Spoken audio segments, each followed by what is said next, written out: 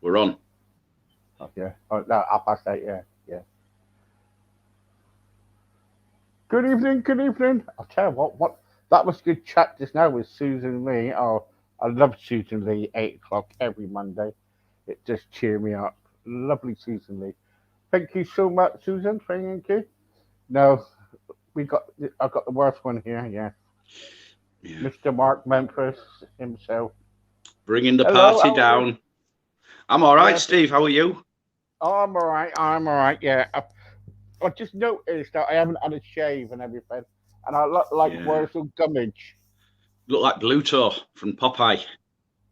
I am Popeye. No, Bluto is an arch enemy. All right. Yeah, Hi, Bluto. Yeah. Popeye, where are you? Yes. Yeah. Yeah. You know that song at school when you used to sing it, wasn't it? Popeye the Sailor Man lived in a caravan, Mm, turned on the gas, yeah, whatever. You know, I remember blankety it well. blank. Do you want to play? We can play blankety blank tonight. You just fill in the. I'll sing it, and you can fill in the missing word. Go on, then. Let's have a go. What? Let's do it then. Come on. All right then. What can I say? Boomer. Tonight, all the way from Southend on Sea. It's the man. His name is Elvis. No, now. Wiggly. Quickly. No, I'm only joking. Right, good evening, good evening. We're talking about laughter tonight because sometimes we talk about we don't take we can all go out and we can have a right laugh and everything. But what is laughter really? What is laughter? Sometimes we could be really down, you know. Next minute we could be up.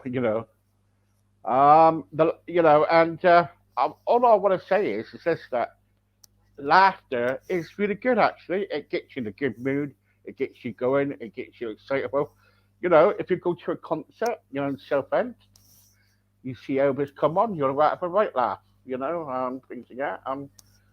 No, not Southend, Southsea. I forgot the place.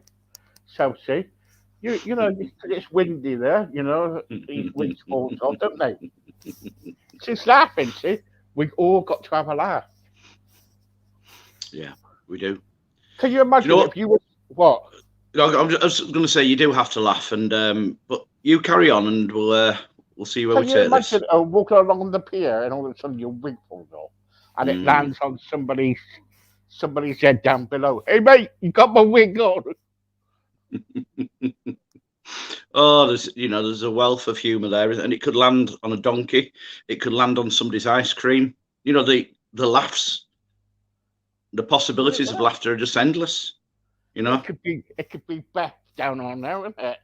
Beth Yeah, kind of like Beth could be kind of like sunbathing and all of a sudden the wig can mm, go on her. That would wake her mm. up, wouldn't it? You know? She could be giving a motivational talk to somebody via Yeah. YouTube, and all of a sudden this black mass of hair and fibers just drops on top. Yeah, and a blow, what's it? And a blow up guitar knock her out, you know. Yeah, But no, no, I'm only joking. So anyway, so laughter is really good. Do you laugh a lot? not as much as I should, not as much as I'd like to.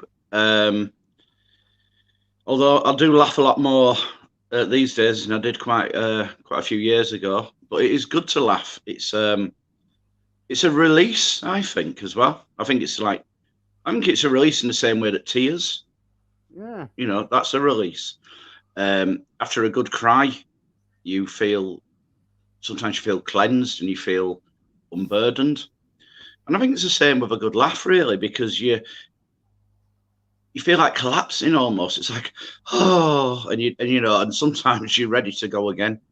Um, and I think it's quite a profound thing is laughter as well. I don't think it's as straightforward as seeing something funny or hearing something funny and then you just react to it. I think it's quite a profound thing is laughter.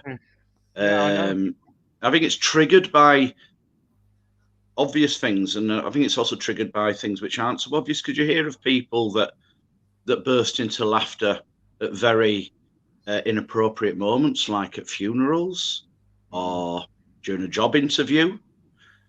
It could be like, stress could manifest itself and cause you to laugh.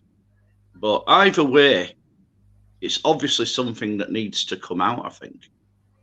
Yeah. I'm talking about a good laugh now, a real good belly laugh where you actually feel quite tired and you're rubbing your eyes because the tears have been streaming as you've been laughing. Your sides are hurting and all the rest of it. Oh, yeah, that's horrible when your sides hurt, isn't it? Yeah. To the point where you actually beg the person that's amusing you to stop. Please stop. I can't take anymore, because physically you can't. It's. I've been in that situation. Oh, it's terrible, isn't it? It's terrible when you think it's going to come out your backside in the end, don't you? Yeah. I think as well, laughter is something as well that you look for from other people as a form of maybe validation as well, because some people want to be seen as funny and they'll tell jokes and they'll get a laugh and they'll feel good about themselves. But I think people also use other people's laughter in a very profound way, i.e. they'll do something extreme which almost can be painful for them just to try and get a positive reaction. But I think people, mistakenly see people laughing at them as a positive affirmation, if you know what I mean. And that's not necessarily the case, really, So it's a bit of a weird one. Yeah. And sometimes it could be taking a mick, can it? Yeah. I want kind of like it's when I saw the Elvis thing going on. I'm not talking about wigs now. When I saw this Elvis, conventional they do at wherever it is, there was a lot of people there, a lot of Elvises there, and some of them were, had cardiacs and whatever turning up, and half of them did not look like Elvis. You know what I mean? Yeah. There was one who looked like do you remember what's his name? Billy Bunton. Yeah. Yeah. Vaguely. Well. Yeah. Yeah. Well, he was a big bloke, and he had this wig on, and he was in a cardiac, and you could see him coming through. It's on Facebook. It was coming through the village, and he was going, all right, boy, you know what I mean? I was thinking, oh my God, get him off the screen quick. You know what I mean? If he's trying to make me laugh, then he's not doing it. Yeah. I mean, there's some things, Steve, which are supposed to be funny, which are anything but funny. Bobby Davro springs to mind. I remember he was a so-called comedian when I was growing up in the 80s, and he never made me laugh once. I could never understand the appeal. And I think as well with humour, there's different sorts of humour. There's people that get tickled by postcard style humour, which is a little titillating, shall we say. And then there's other people that find that offensive and derogatory towards women, 50, 60 years on, which I guess it is. But like I said, there's still people which will find that funny. There's people that find things funny, like people doing mad stunts and setting fire to the backsides when they're releasing wind, shall we say. Some people, I don't find that funny. I find that puerile and juvenile. I don't think it's funny at all. Well, so it's very yeah. But I think humour is I don't think I know it. It's a subjective thing, is humour, isn't it? There's things and there'll be people which will see somebody coming down the street in a Cadillac going, oh, thank you very much, and with a horrible wig on, and they'll think it's the funniest thing they've ever seen in their lives. Whereas anybody with an ounce of respect for Elvis Presley will just look at it and have the same reaction that you did. Take that, get that thing off my screen. Yeah. Yeah, I think it's really bad, really bad. Anyway, my opinion is my opinion. Um, yes, yes. I I've asked them for a spot actually. I've asked the tribute artist if I can Mm. go on there and do some singing. Yes. And what did they say? Well, it was 2 years ago, and I haven't Oh, got a reply yet. right, okay. I heard that they're at about they've got 1,500 people to see. Mm. You know, and Backlog, COVID backlog, Steve. That's all it is. I'm that's it. quite Yeah, sure. I'm quite sure that before long you'll be auditioning or whatever it is you need to do. But yeah, your time will come, yeah, yeah. I hope and so. I'll be there. I'll be there clapping and Oh yes, shouting support from wherever I am. yes. So would I be? Yes. Mhm. Yeah. No, no, I won't be. But the trouble is, so it's anything what you're doing. Like I remember, Chubby Brown, right? Did he Yeah, make you laugh? I'm ashamed to say it does, Yeah, he makes me laugh. Yeah. and I know I shouldn't. I've been to see Chubby Brown once. Went to see him in 2010 up in York. And the only reason I went to see him is because I had a voucher for 2 tickets via Ticketmaster. I don't even know if they're still going now. Yeah, Ticketmaster. Yeah. Yeah. Yeah, and there were just nobody doing concerts or shows that we wanted to see, myself and my first missus. And it was only valid for a year. And we were coming up to the end of the year, and it's like we have to use these vouchers because they were given to us as a Christmas present, and they were quite expensive vouchers. So I noticed that Chubby Brown was playing in York, and I said, "Well, go see Chubby Brown." And she says, "Well, I don't know." I says, "Well, we've got to use it. We might as well." So we went to see him, and it was appalling, really. But I'm ashamed to say that at some of it I did laugh. Lots of it I just shook my head, and it was Yeah. awful, especially references to the Yorkshire Ripper and things like that, which were a little bit too near to the bone, really, because I'm from Bradford, where all that happened, or most of it happened. Um, and some of the crude stuff, and like I say, you find yourself laughing, and you're appalled at yourself because it's horrible. Yeah. But the funniest thing about the night was when we were driving back down to Bradford in the car. My ex-wife said to me, "He's quite a nice man, isn't he?" I said, "You are?" And she says, "I thought he were quite nice." And I thought, "Oh my God." I think that was the funniest thing I heard all night. Yeah, Um, I remember. Do you know Jim Davidson? yeah, Remember him? He could be funny. yeah, I went to yeah, I went to a recording of his when he used to okay. do that snooker loopy thing, that program. Oh, Pop Black. We Pop call Pop Black or something. Pop Black, yeah. Yeah, I went yeah, to a recording of that, and that was a bit right. funny. See him playing Yeah, snooker, he can't even play for the thingy, but you know, but people do make us laugh. Comedians make us laugh because they've got to be paid. They get paid for doing it. mm, What's it like? What's it like where you are up in the north? Where entertainers like singers, you got comedians. You must have kind of like yeah, comedians. yeah. What's it like up there with a comedian? To be honest with you, I couldn't tell you the names of any current Yorkshire-based comedians, and I'm quite sure there's probably quite a few out there. But as far as northern comedians go, if we were back in the 1970s or 80s, I could give you a Mm. list as long as my arm. I'd be saying things like Charlie Williams, Cannonball, and there's so many, but I don't know. And one thing I don't see as much of advertised locally, certainly around Bradford and Leeds, is you used to have like these comedy, what were they called? Not workshops. Comedy club. That sort of thing where somebody would just get up on stage and you Yeah, know yeah. I know what you and mean. and, Yeah. and tell like Peter Kay. There you go, Peter Kay. That's probably the only northern based comedian I can think of, and even he's not doing much at the moment. He's gone into semi-retirement from what I can gather. But that's how he started. Go to Glasgow and do whatever festivals up there. I can't see any evidence locally, anyway, of comedy being the thing that it used to be. Yeah. What's it like now in the pubs and the clubs? Is people coming out more now because of the COVID?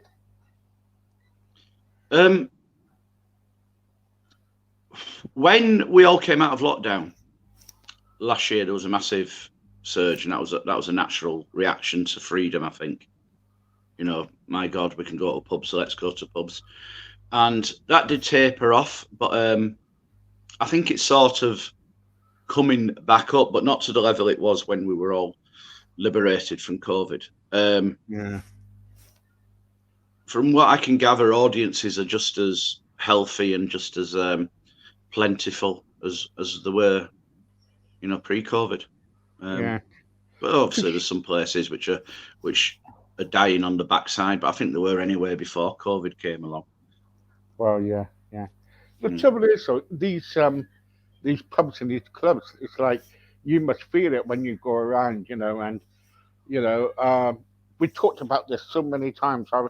I remember going into one club with my dad once, and they was all playing bingo, and next minute it was like 6 people left listening to like an entertainer, right? And I'm thinking, oh my God, this about only 6 of us, And I said, look, my darling, I don't care if you don't sing at all. I'm not trying to be horrible, but And she said, well, actually, I'm contracted to sing even if it's one person here. She said, we see it all the time. The trouble is, though, music, everybody loves to go out and listen to music, live music, don't they? Yeah.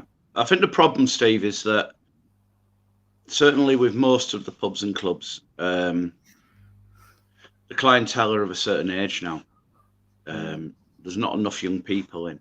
The clubs really do need to address that and do something. Otherwise, they are. When these patrons that they currently have, shuffle off this earth, then the audiences are going to dwindle. And I think with the age that the people are now and their interests, it is bingo. That's what they want. And we're something that fills the time between the games of bingo. And people do get up and walk out after the last session of bingo. I mean, it's usually during your final slot. But as well, with them being older people, when it's 10:30, which is usually the final slot time, these people are going home to bed because they're tired, and you have to take that into account. I've said this before on your show many, many times, but the profession of being a entertainer, a singer, certainly in the clubs, it's not for the faint-hearted, and you do have to have a thick skin. And without sounding like I'm, trying, I'm not sort of like putting some sort of professional bigging up thing here, but if there's 2 people in that room, I will sing to those 2 people in the same way that I would sing or perform in front of a full room. If they were just talking and I didn't get a clap, and so be it, then I would have to mentally readjust I'd still perform in the same way. I would just go into overdrive, in like a manual sort of thing, and just do it automatically even. And you just see it as a paid rehearsal. But if you don't have a thick skin, that can be quite soul destroying, I think. I'm not at the stage where that happens all the time. I think it's happened about twice to me, where more or less the entire room has gone, and there's been a couple of people there and they couldn't care less. But I just stand there and, wiggle my hips and croon and speak rubbish between the songs, and that's when it becomes like a job, really. But and you are contracted to do either 2 slots or 3 slots, and you Mm. can't decide, oh, just it's not worth it because there's nobody here or they're not really bothered. You can't be like that because you're there to do a job, really. How do you cope? How do you cope with all the what can I say? P-heads, the alcohol, the alcoholics. The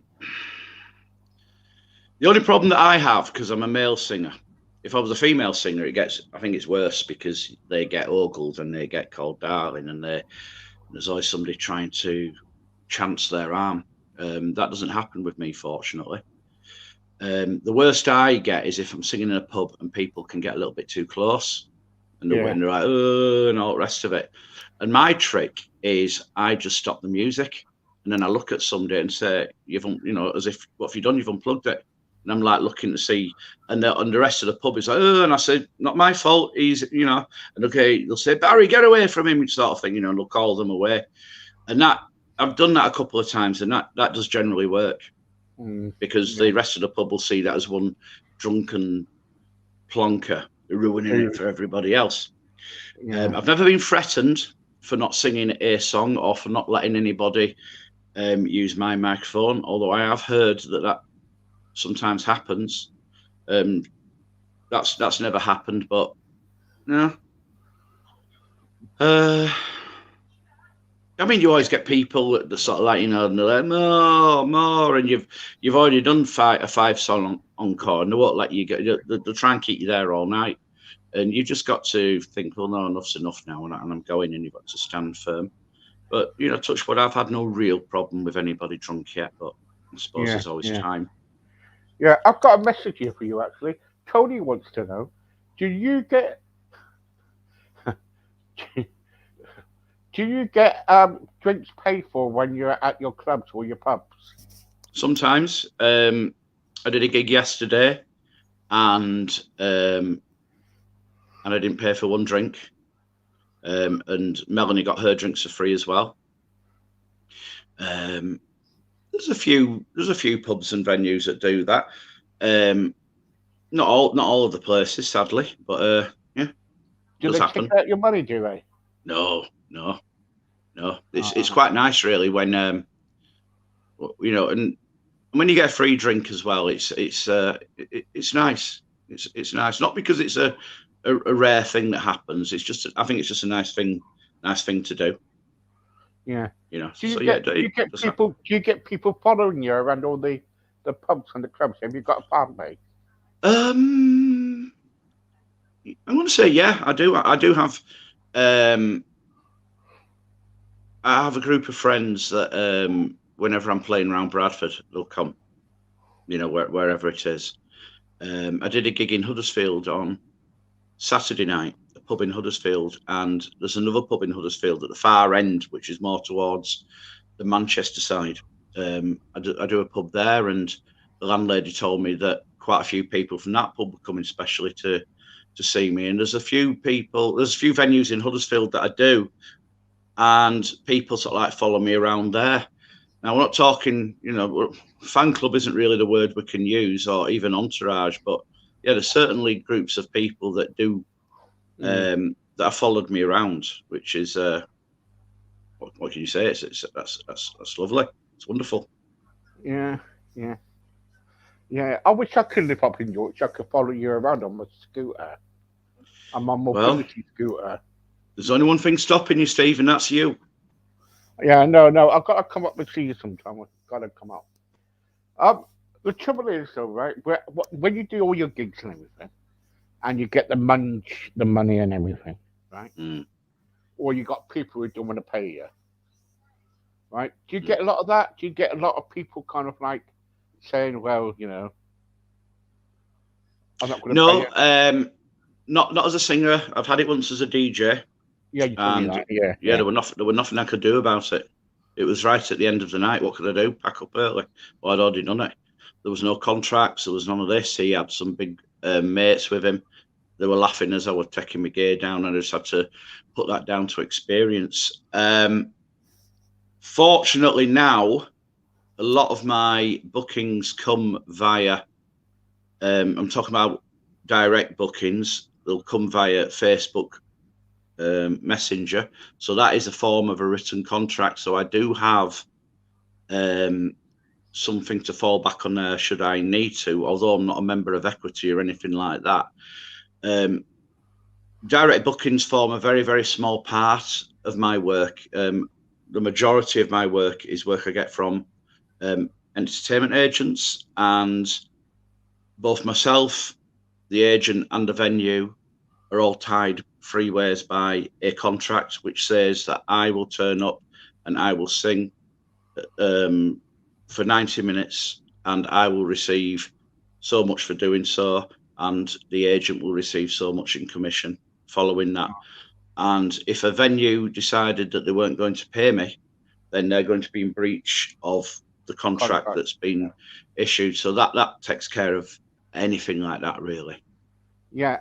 Tina wants to know, you in the past you've done a lot of Elvis songs, but you gradually got to your normal other music. Why was that? Why did you leave the Elvis side of things and go to, the everyday music type thing? Well, the short answer is I wanted to make a living for myself, and if I was going to be an Elvis tribute,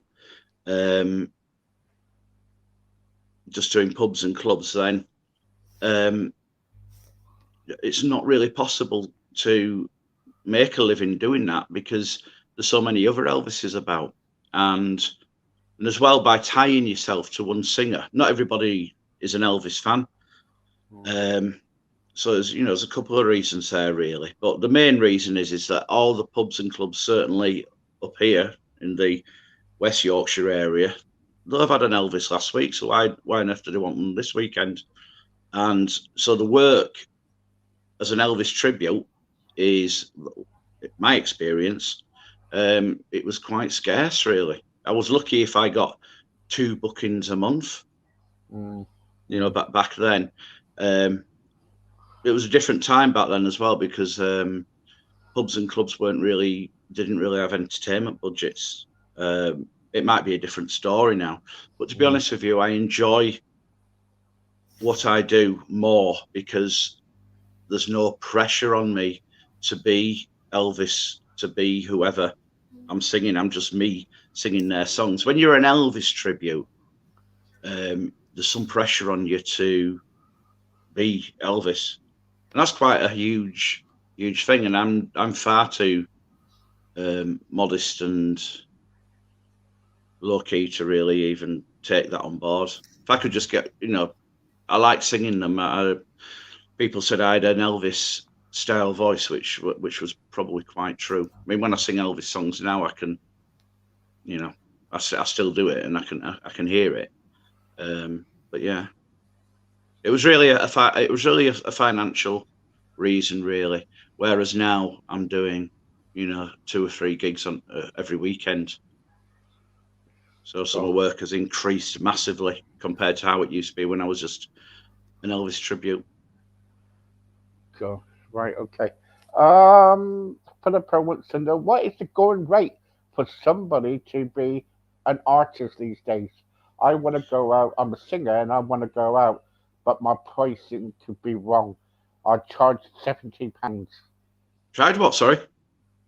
She charges £70.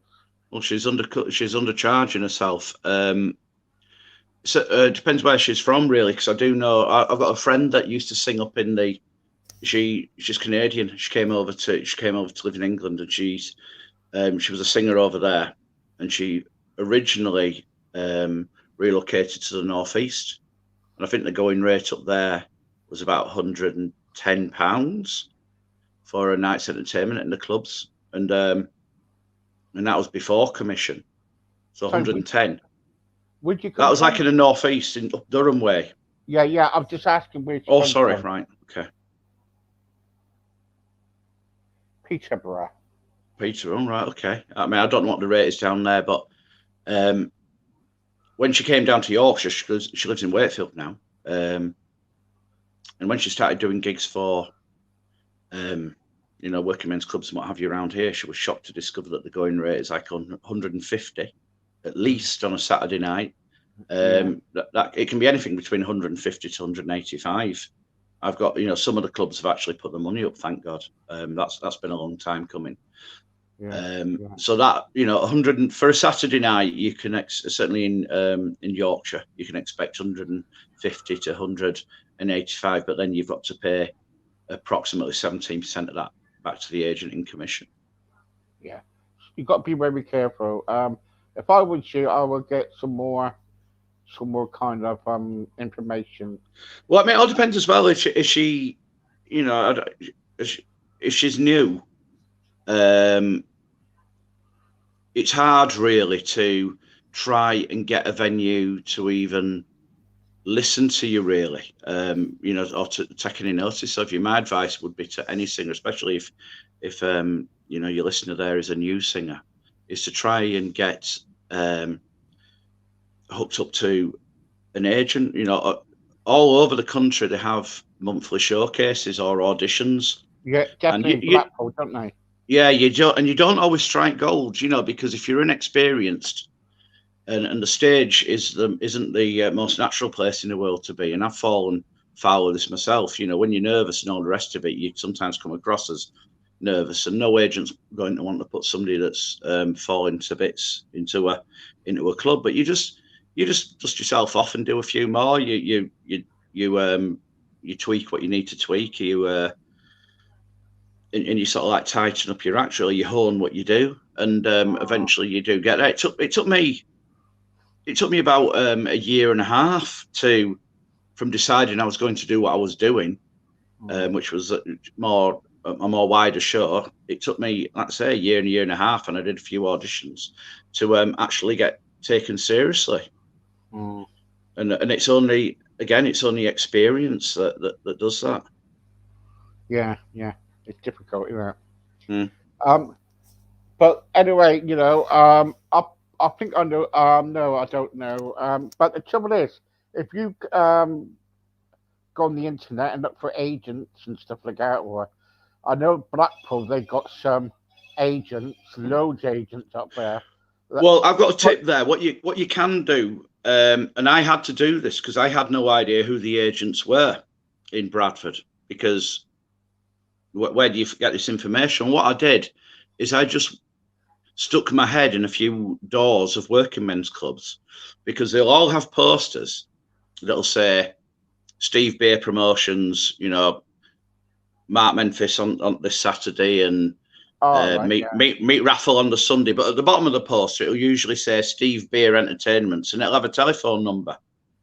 That's what I did. I just went round a few pubs and clubs, made notes of telephone numbers, and then phoned them up. And I had to say, have you got any showcases coming up where I can audition? And they'll say, well, as happens, yeah, there's one in 2 weeks. That's what you do. So I would, unless if you don't know who people are, within the business, that's something you can do quite easily. Just stick your head in a few working men's clubs or social clubs or what have you, and you'll see. Peterborough, I would imagine, would be like anywhere else, that'd be covered by about 2 or 3 or 4 agents. You just give them a ring and let them know that you're a new name on the scene, as they like to call themselves, and I'd like to showcase. I think the word is showcase now, not audition. Yeah. And also kind of like, try to kind of like get a CD of yourself or something, of you singing. But when you take the CD in, make sure that they will listen to it, not put it on their bloody office pile. Because sometimes that's what they do, don't they? Well, yeah, I mean, I think agents, if an agent is half decent, they won't be stuck in an office listening to CDs or watching YouTube. They'll come and check you out.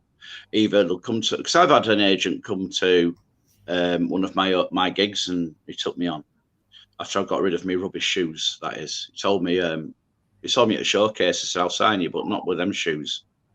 He says, when's your next gig? I says, well, I'm doing one in 2 weeks' time in Bradford City Centre. He says, well, I'm going to come down, and if you've got different shoes on, which I like, he said, I'll give you some work, and lo and behold, the rest is history. But I think showcases really are the place And there's a lot of people that will tell you, a lot of singers that will tell you that showcases are just an annual agent, if I'm allowed to swear, piss up. But they're not, because I've certainly that's not been my experience. You know, I found them very, very, very useful, and it's an experience as well. Just again, it's not for the faint-hearted. It's a very, very stressful thing to be on stage, as it is when you're singing. Oh yeah. Let alone when you're trying to convince. It's like going for a job interview, I suppose, but singing. And if they don't like what you're doing, they'll tell you, and they might give you a little bit of advice. But you've got to be thick-skinned, and you've got to take it on board. If you're going to go home and cry, then really Clubland isn't for you, because you're going to get far worse than that some nights. Yeah. With empty rooms and what have you. Or you might not win the meat raffle, Steve. Oh, damn. You know what I mean? Yeah, no, it's a bingo. I want it. Just me tearing up and I win it. But the trouble is, it is kind of like, it is tough to get into this game now. You know what I mean? And I was speaking to somebody the other day, and they were saying that they're finding it difficult to kind of like to get work. And they live in London.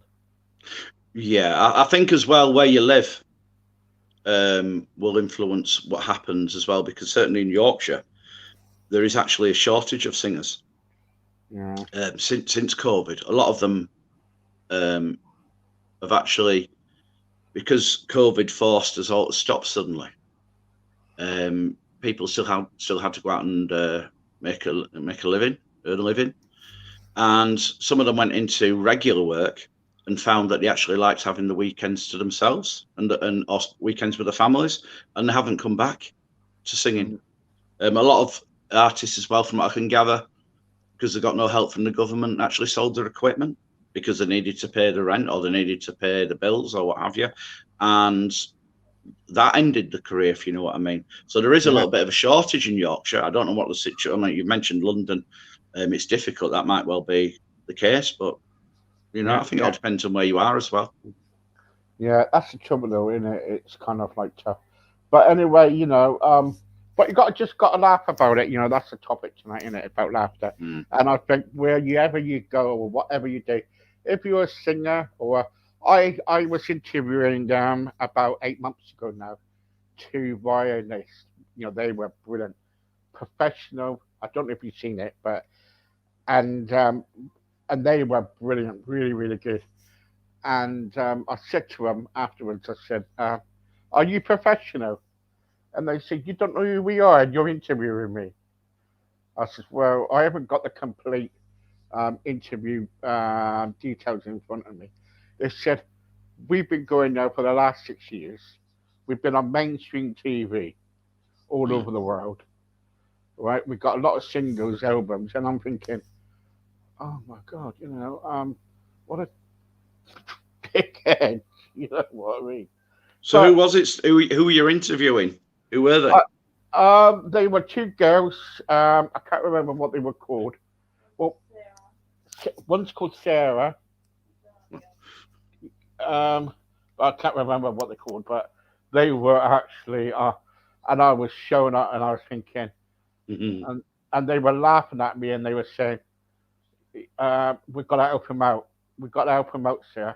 So every time when I was trying to match, I was looking on the internet, and they kept on playing the violin, and I'm there going, "Oh, Steve, Then they got back to it, and I said, "Can you come back again?" They said, "Yeah, we do."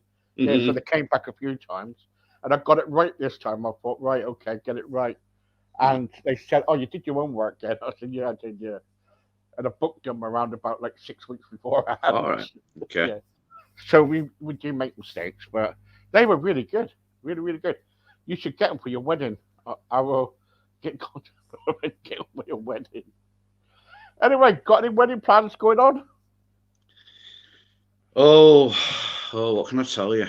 Going to get Memphis Mark to do it, are you? Well, he's offered, hasn't he? He did offer. Yeah. Free of charge.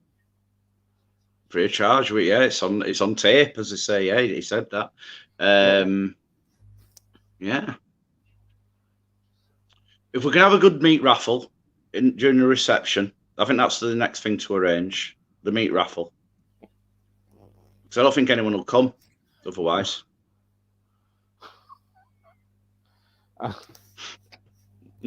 Well, you know what they say, don't you? Mm. And I'm not sure if I'm going to be stood at the end of that aisle. We've won on, or we've won off. I'm not talking top hat now, Steve. You know what I'm talking about. Oh, you're talking about the sauce one? No, I'm talking about a toupee. Oh, toupee. All right. Is it toupee or not toupee? That's the question. Well, if you don't toupee at your wedding, you get the bailiffs after you. Can't pay will take away your toupee. Hey, that'd be a good TV show, that, wouldn't it? Bailiffs coming. We're live from Southend. If you don't pay, we're taking it away. Taking it away, yeah.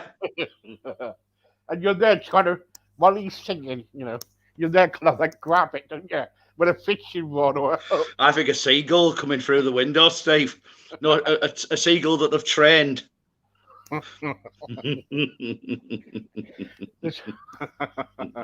Get a trained parrot or something come in. Take his wig off.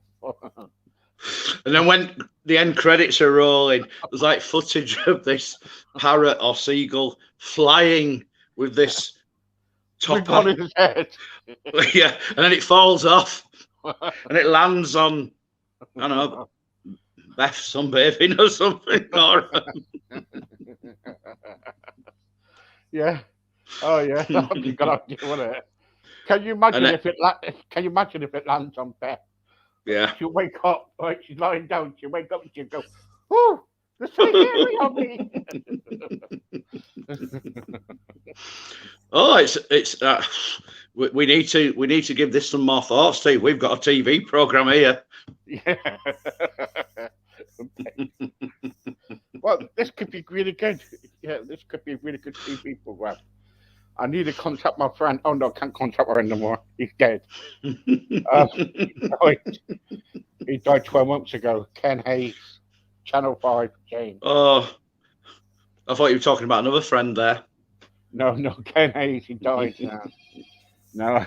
There you go. The phones are ringing. That'll be that's Thames Television.